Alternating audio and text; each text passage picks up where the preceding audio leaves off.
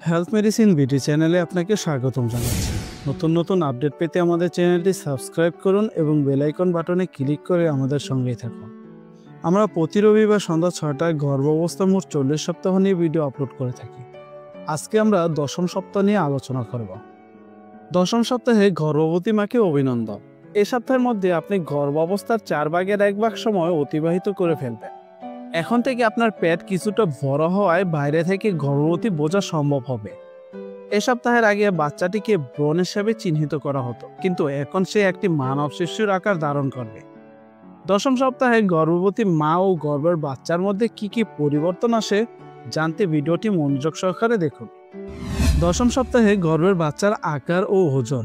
এ সপ্তাহে বাচ্চাটি আকৃতি অনেকটা স্ট্রবেরি ফলের মতো হয়ে থাকে।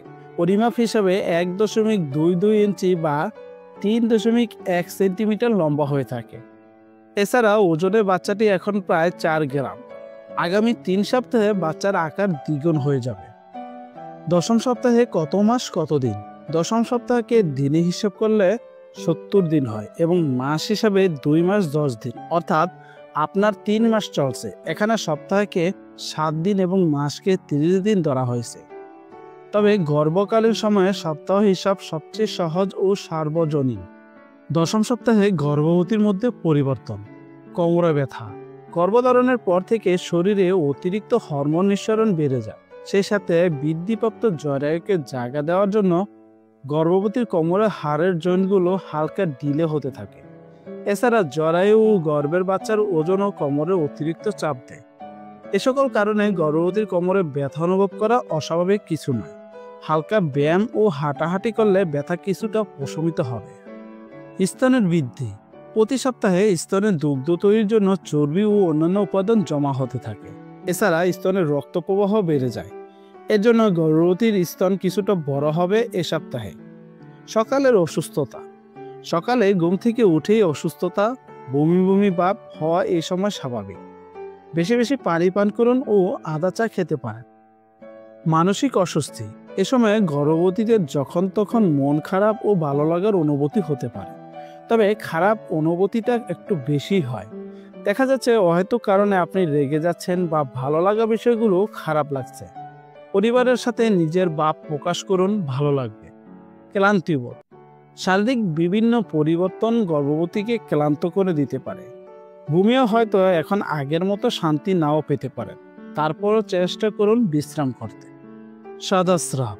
এ সময়ে অনেকের সাদা স্রাব নির্গত হতে পারে। এই সাদা স্রাব পুরো গর্ভাবস্থা জুড়ে হতে পারে, এমনকি শেষের দিকে বেড়েও যেতে পারে। স্রাবের রং সাদা হলে চিন্তার কিছু নেই, পরিষ্কার পরিচ্ছন্ন থাকলেই হবে। রক্তবাহী শিরা। শরীরে অতিরিক্ত রক্ত প্রবাহের দরুন অনেক নারী দেহের বিভিন্ন স্থানে বিভিন্ন শিরার দাগ দেখতে পাওয়া যায়। স্তন, হাত, পায়ে এগুলো বেশি দেখা যায়। এতে চিন্তার কিছু নেই, এমনিতেই ঠিক হয়ে যাও। দশম সপ্তাহে পেটের আকার ও ওজন। এ সপ্তাহে পেট কিছুটা উঁচু দেখাবে। অনেকে এর জন্য আপনি গর্ভবতী কিনা প্রশ্ন করতে পারেন। এছাড়া পেট ও কোমরের দিকে কিছুটা ভারী অনুভব হবে। দশম সপ্তাহে এসে আপনার ওজন 3 থেকে 4 কেজি বাড়লে ঠিক আছে।